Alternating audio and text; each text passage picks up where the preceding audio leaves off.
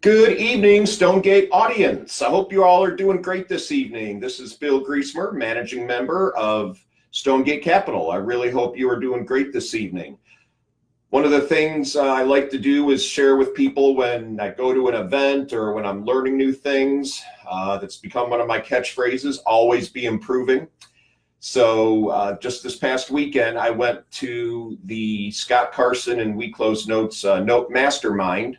This was in Dallas, Texas. That was on Thursday and Friday. So this is kind of like an extended family. A lot of us, get to know each other very, very well. And anybody that's new that shows up, they are, always welcomed with open arms. And just always great to see new folks. Some of the things we did are kind of frequent hits that we do at the Mastermind. And some other things that we did were kind of new this year. So one of the things we did was a pricing drill.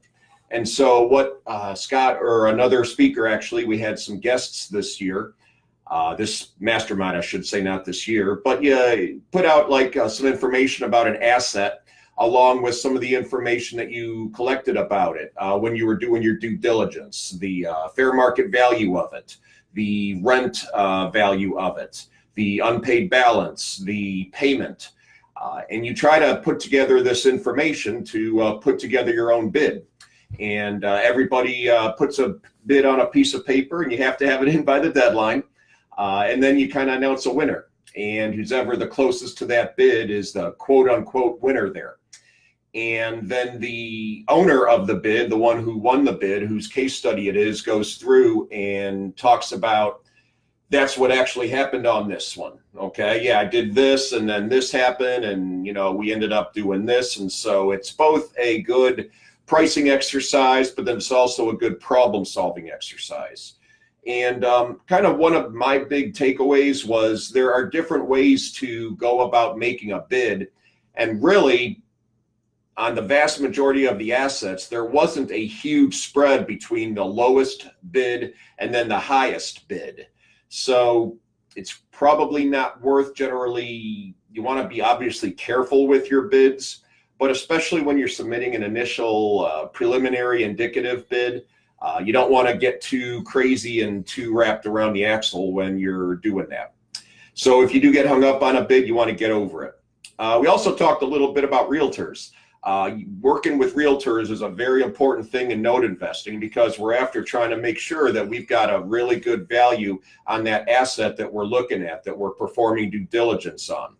So you want to try to ask, that realtor, a couple of key questions I learned was, how long have you been doing this? We had someone there that had been working with a newer realtor, and the newer realtor kind of wasn't, how do I want to say? Didn't have the sharpest tool in the shed maybe when they were putting together their bid. It all worked out in the end, but it was a lot harder for the note investor than it should have been. You also want to try to make sure you ask, you need a CMA, a comparative market analysis, drive-by with photos. I myself, I've been talking with some realtors about putting together a BPO. Some of them will think this is a big, 20-page report or something that they have to do. You're really not after that. I'm just trying to get an idea what that house is worth right now as it stands right now. And I do want pictures. Number one, I want pictures of the address just to make sure that it is the proper house and make sure that it's not just an empty or vacant lot. And then just, with the pictures, you can get an awful lot of information. It's the old picture's worth 1,000 words. Are the windows intact? Is the lawn mowed? Is it a lean-to or, something like that? So you're just trying to get an idea of what the house is like. A gentleman by the name of Dickie Baldwin spoke then, and everyone got a kick out of this. One of his services was nicknamed the Quickie Dickie, so everyone got a kick out of that. But he's a good guy for note investors to know. He's available through a lot of social media, and what he's done is he's been in the real estate business a long time, And he's kind of put together a nationwide network of vendors and things that can help you done. Things like either getting BPOs or CMA or recording, deeds, that type of thing. So he's definitely a guy that's worth looking up. We also had some awards this year. I did feel very fortunate. I took second in the social media. So there's my trophy there. Gail Villanueva took first place in that. Congratulations to Gail. And Laura Blunk took home an award for the most improved investor of the year. And my good friend Chris Seveny won an award for the top investor of the year, I believe it was. So my hearty congratulations to all three of them. All three of them are actually my friends, and I just really wish them all the best.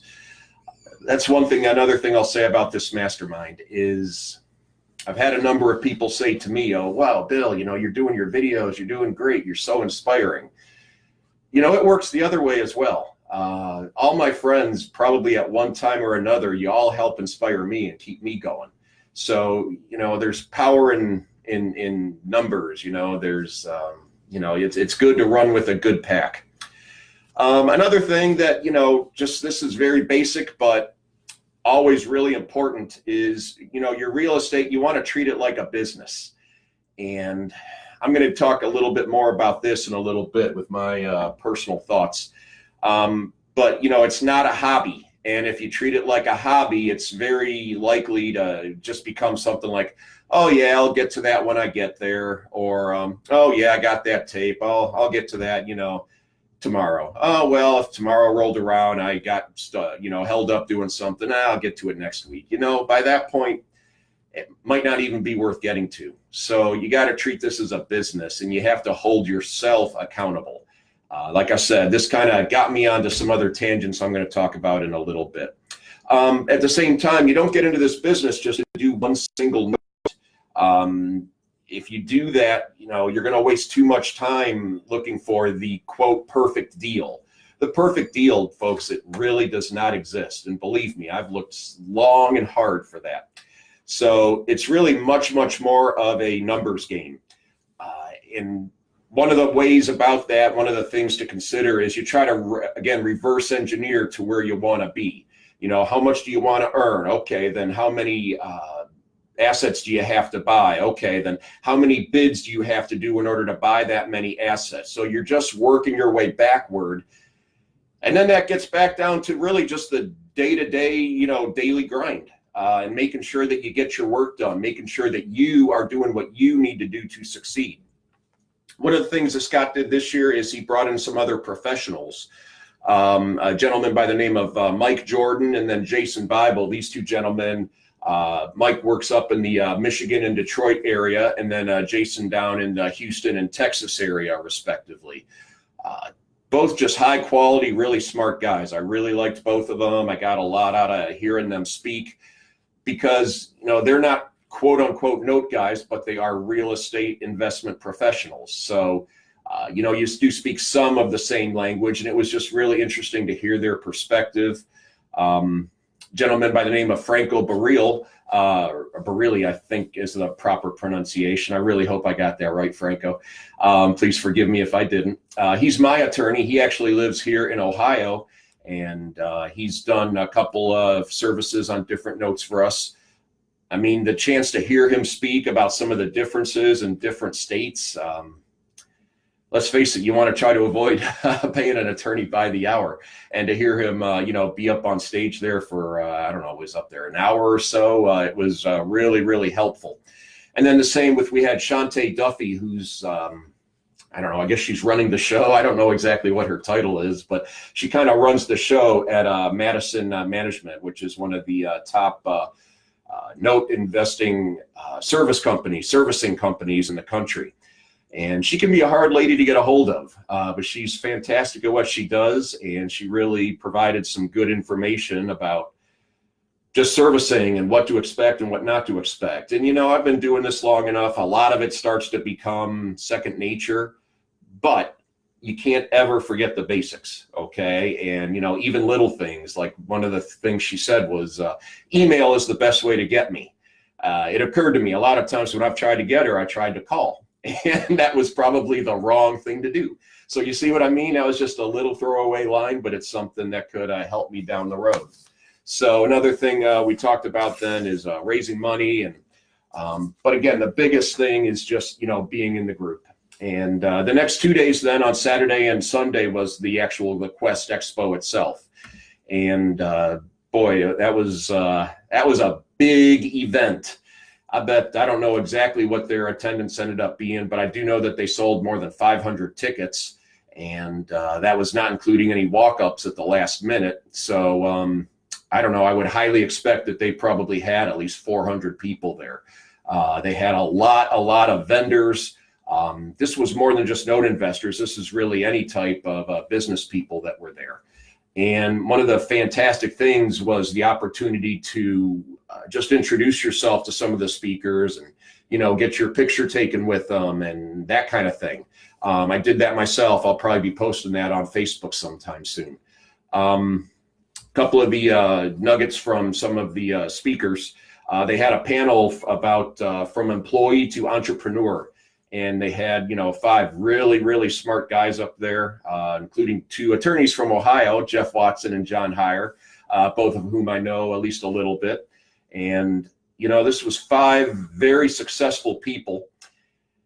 And they talked about, Jeff Watson in particular talked about, he was doing a job where he wasn't very happy. And, he just basically got tired of being told how much to work and when to work and how hard to work. And then in addition, he heard some of the higher ups talking about how to spend the revenue he was developing.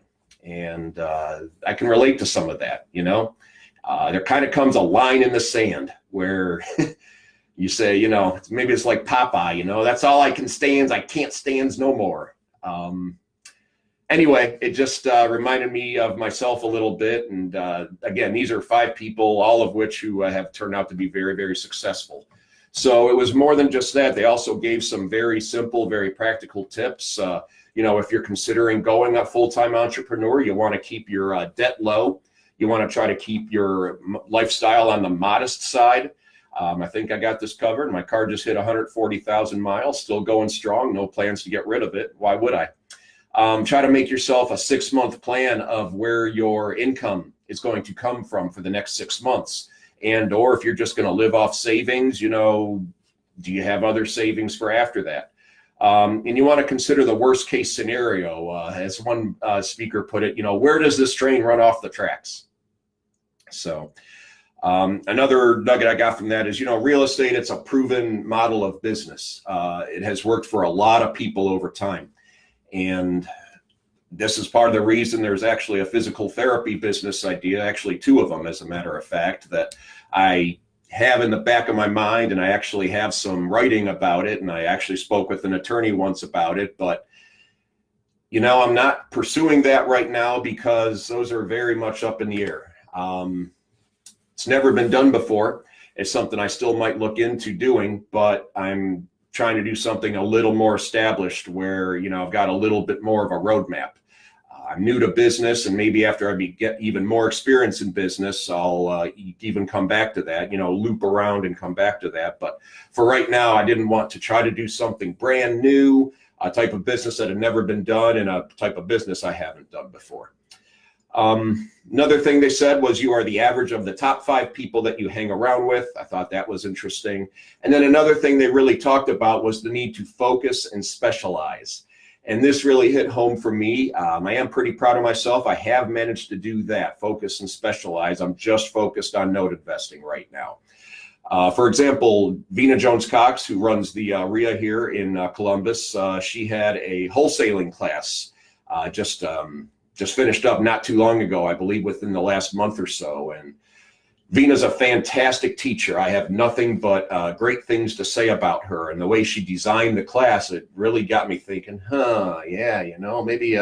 maybe that's the ticket. But you know what? I'm really glad actually that I did not take advantage of it. I'm sure she did a great job, and I heard a lot of things from a lot of people. But wholesaling does not fit into my my vision, for my life, and also my skill set.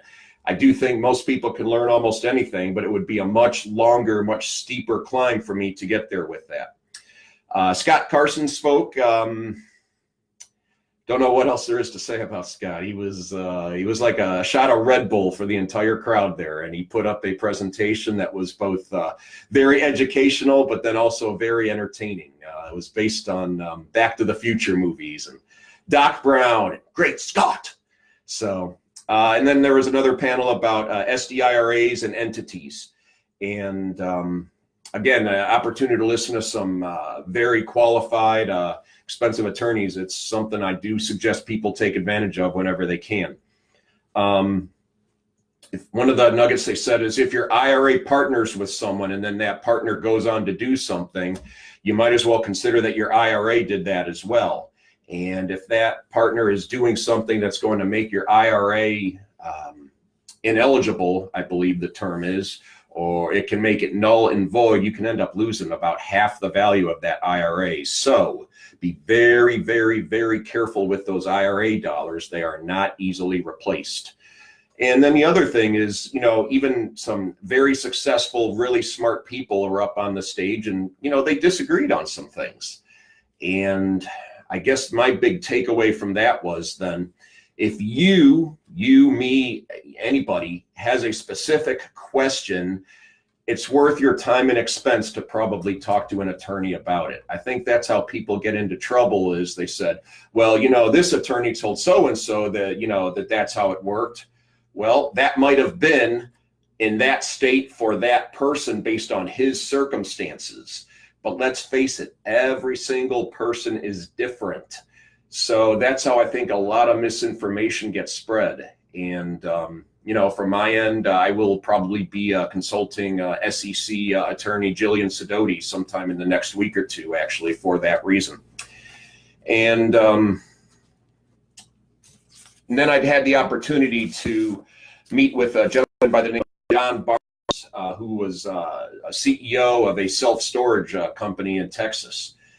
And this one was just kind of random. I just kind of bumped into him and Jenny Rudder, who I got to meet for the first time this weekend, her and her husband, Levi. They were just talking. I just was able to go over and start talking, but he was just a really interesting guy to talk to. I really got a lot out of what he talked about. They're not a huge company. They have about 25 employees, but he talked about how they run their culture, how they train people, how they orient people, how they run their day-to-day business practices. And it was all about, making sure that you're running your company the way you want to, but then also you could tell he had a heart also. One of the things, an example that really stuck with me, he had an employee who had a dog, and I forget something happened to their dog, but he had some teeth knocked out, and the nice lady, she wanted to take him to the vet. And so she called, headquarters and was just nicely asking if she could get an advance on her next paycheck. And John goes, "You're not going to like my answer. The answer for right now is no. Our company is not in the habit of providing loans to people for pet expenses." So then he smiled and said, "However, I would be very, very happy to write you a personal loan for the full amount of the veterinary visit, and you can repay that whenever you see fit and whenever you are able to. 0% interest. You just let me know and we'll make it happen." And wow, that's a lot of wisdom in that. Okay, so first of all, he didn't compromise his company. He kept true to his company's practices and plans. But at the same time, he was a good person about it. And he saw an employee that, had a legitimate need, and she was a good employee, and she did eventually repay the loan. And I don't know, that just really stuck with me, as an example of someone doing right, but also doing right by both the employee and I guess the dog, and then also his company. So, and then a gentleman by the name of Tom Berry talked about private lending. And this was especially interesting to me because, there's a chance I've already done it once, and there's a chance I could be selling more houses down the road with seller financing. And he talked a little bit about, it can be credit based, where it means it's based on the credit worthiness of the borrower, him or herself. And then he also talked about due diligence or the other, easy for me to say tonight. You can tell I'm probably getting nervous a little bit about the next part here.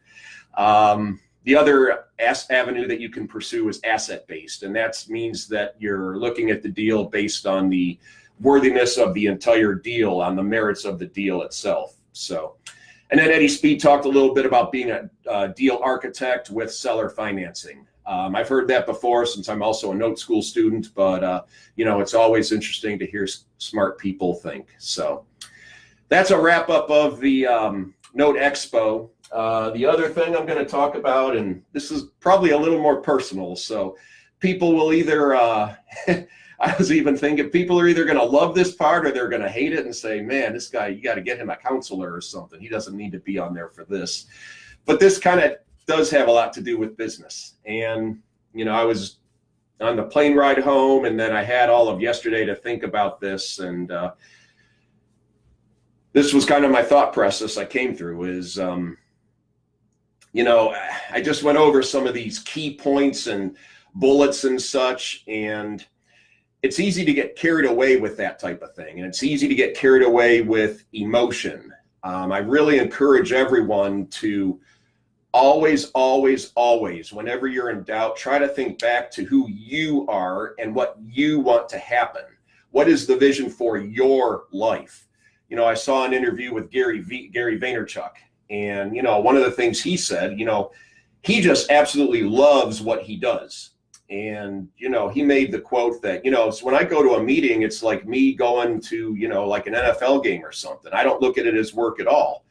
And I really do like the note business. I like the fact that I can try to help people. At the same time, I can earn a return for myself and any investor I might have. But it's not my end all be all of my being. I'm talking about, excuse me, guys. It's not the end all of my be all of my being. I made another video about my family and about my vision board and what I'm trying to accomplish. Part of the reason I'm making this video tonight as compared to last night is I had orientation at school for my children. And, we just go around and we march around and get to meet all their teachers and such. But, I've heard people say, well, your kids are older now, you don't have to do that. And no, not every classroom was full, but you're right. I don't have to do that, but I feel like I have to do that. So there I was. And if something doesn't fit to what you're trying to do, then say no. It's that simple. At the same time, you have to be at least a little bit flexible. We started note investing a couple of years ago, and I really thought it'd be a whole lot more simple than it is. I really kind of was under the impression that, you just buy a performing note, and it's kind of just like having a bank account, where instead of, earning, 0.5% or 1%, I'm making, 8% or 10% or whatever my yield is. But even on a real simple performing note, it's not that easy. So, we really had no idea how to run a business. And, we have definitely had our share of challenges. And you know what? I'm grateful for that. I'm thankful for that. I really, truly am. It has made me better, a better person, a tougher person, a smarter person. It's kind of woken me up. I was really actually thinking, in some ways I kind of feel like, hopefully it comes to a better end, but sometimes I feel like the note investing Walter White from Breaking Bad. It's my favorite TV show of all time, and I'm not going to get too much into the plot, but I bet a lot of people out there have seen it, and I don't want to end up quite like that, and hopefully I don't end up to some of the dark places the show went, but just a fascinating show about a man who just started making changes in his life. And you can't do this in terms of, I think, note investing and having your own business. It's really, really hard to do this and stay the exact same person. You want to understand and accept that. And if you can, it might not be for you. But like I said, I'm really, really grateful for that. And someone even in Ohio told me, this was a couple weeks ago, maybe 3 weeks ago, you have changed recently, she said. And you know what? She's right. And that was part of what really got me, I think, thinking is, I feel like I tripped a switch. And, I used to be just a lot more quiet, a lot more timid. My core values have not changed, but my action and my doing something about those core values has changed. So, another little tidbit from this weekend is, I had the chance to throw craps for the first time this weekend. And this was just kind of for fun, this was just kind of a social activity. But, even little things like that, I've never done that before, but I've always wanted to. And boy, oh boy, I really thought, it was just a matter of standing there and trying to throw either a 7 or an 11. And you got your mark, and then you can put, bets on different numbers and lows and highs and odds and evens. And it was pretty fun, though. I had a heck of a run, actually, someone said. Probably just beginner's luck. I was just having fun. And but then after that, they had like this, blow up cash booth, and they were going to get my friend Teresa to do it, Teresa Ludlow, but she goes, no, have Bill do it. I said, me? Why me? And she goes, well, you're always getting out of your comfort zone and going and doing new stuff. And believe it or not, that was really kind of one of the nicest things people have said to me in a long time. So very grateful to her for that. That was a lot of fun. And I love how she thought that of me and said that. And then another person I met there, she was really, really nice. You could tell she was new. And, I was just talking with her, and, the announcer came around and said the next speaker's starting in a couple minutes. And, she said, okay, well, I need to go. And I was like, well, you can get there when you need to. She's like, oh, no, I'm making sure that I hear all this. So, and God love her, I'm sure I really, really wished her the best. I got her business card. We'll be in touch. But, the whole week, and I was like, if I get to that speaker, that's great. And if I don't, that's okay too, because I'm meeting someone, talking with someone interesting.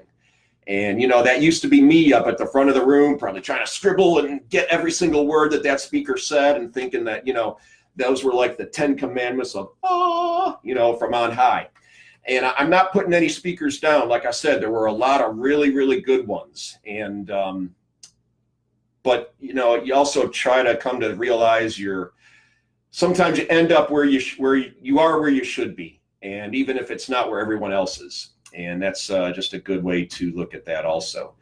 And another thing that I really got is, I do my emails now weekly, and these videos weekly. And I was amazed by how many people were aware of me. And a couple of people told me, look at you, you're so famous and you're hanging with the big wigs. And someone invited me to go to the Dallas Cowboys game with them. And, it's funny, again, kind of just it ties into what I just said. It's really nice, but I don't really care about all that. I'm myself, and I've become quite comfortable with that. And the funny thing is, I think that kind of gives you like a presence or a power, for lack of a better word. Just got to think about, again, your life and what you want to accomplish. I don't do these videos and such, just to try to get famous. I don't think that's the case. And if it is, it's certainly kind of a byproduct of that. So, and then lastly, you have to carry over this, feelings of achievement to your house. All weekend long, I was in, 100% competent, positive, go, Bill. And you got to carry that over when you get home. If you get home and then you just kind of lapse back into old habits and such, you just might have wasted a lot of the benefit and, of that whole trip. I'll give you an example I'm not proud of. Some of you know I broke my cycling shoes on Pelotonia a couple weeks ago. So I fixed my shoes. They're expensive carbon shoes made of carbon. I didn't want to just throw them out. So I fixed them. And I had some clamps that I used. And I left these clamps out for about, 2-3 weeks now. So I get home, late Sunday night, and, I see these clamps out, and I was just really, really annoyed. And bottom line is I just needed to be annoyed with myself. I mean, they were my clamps. I'm the one that got them out. I'm the one that used them. I'm the one that failed to put them away. So I just realized that, and I said, well, you know what? This is one thing that changes right now. So, 1:45, there I am, taking those downstairs, putting them on the shelf where they belong, mind you. I even did well with that. So I guess my point is with this, you have to hold yourself accountable. Don't look to someone else to just fix all your problems, okay? It would have been real easy for me to, say something cross to, my wife or to my kids. Again, that was my problem. I should have fixed it in the start. So, and then lastly, I've realized really try to cut out negativity in your life. That's another thing I thought about when I was at the hotel room. That was one of the things. It was 100% go, just all the time. And it was tiring, but it was also exhilarating. But I really realized when I got home, I didn't really have any negativity for 4 complete days. All I had was positivity. It was like a shot in the arm. So then, I got home, and Monday morning, I should say then, I just turn on the TV, I'll catch up on the news. And it was just like, I felt like someone had, jammed a needle in my arm and started to suck out, any positivity that I had developed over the weekend. So, I have a degree in journalism. I do believe in trying to stay informed, but you got to do what you have to do also to try to maintain a sense of positivity in your life, a sense of optimism. And sometimes paying too much attention to the news, and I don't care what news you watch, it's, what I'm talking about right now is the same no matter what channel it is. So, in the morning, I no longer listen to the news. There's no podcasts or something that I can listen on from a number of speakers, and something educational, or I'm reading DS News or Housing Wire or something, and just something to, educate myself, make myself better at all times. So anyway, I hope someone got something out of that. Those were kind of just my personal thoughts, like I said. And I see some people are tuning in here. Oh, Jillian. Okay. Jillian, I mentioned you a little bit earlier. I'm going to be hopefully speaking with you sometime in the next week or two here. So it's great to see you on here. And then Dan's another Mastermind member, and my hat's off to him. He's a guy that's taken action, like I said, and he's trying to do notes full time now. And Rudy, Bill Heisenberg, Griesmer, got to get a hat, and he used to run his fingers along the brim of the hat. Yeah, exactly. Walter White is just a fascinating character, just a fantastic show. So Christopher Parrish, OT co-worker of mine, and he doesn't know it yet, but he might eventually be involved in one of the projects I mentioned. So little heads up, Chris. So Brad Smith just joining. I'm about to get off, Brad, but another friend of mine I feel very, very highly of. This man just completed an entire what we call Spartan trifecta this weekend in West Virginia. That means on Saturday he did a distance of, I think it's the Beast, I believe it's 14 to 15 miles. And then the next day he did both a super distance, which consists of, I think, about 9 to 10 miles, and then also a sprint, which is about 4 to 5 miles. So that's awesome, man. And he keeps putting up one of my favorite posts of all time. It's everyone wants to be a beast until it's time to do what beasts do. And it's got a picture of a lion with blood out of it, just track down a gazelle or something. I really think you could say that to anything. Actually, there's an idea. Everyone wants to be a note investor until it's time to do what note investors do. So there might have been a couple other people on here. Oh my gosh, a lot of people on. Stephen Lloyd, wow.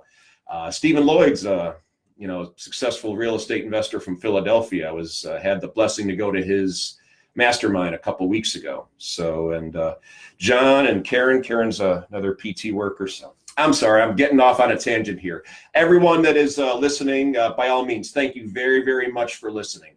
So anyone have any questions? I see a couple of comments, but I don't see any questions. So yep, the weekend was great, whoever had written that. So All right, guys. Well, that's it for tonight. I know I rambled a little bit, but I just was thinking of life and note investing and everything in between, and I was thinking of really all of you, any audience that I have. So hopefully you actually got something out of this, and hopefully you can think about how it pertains to your life. So, all right, thank you very much, everyone, and have a great night, and we'll see you next week, and that's how you climb the hill. There was lots of hill climbing to be had this weekend. All right, thank you very much. Have a good night, everyone. Bye-bye.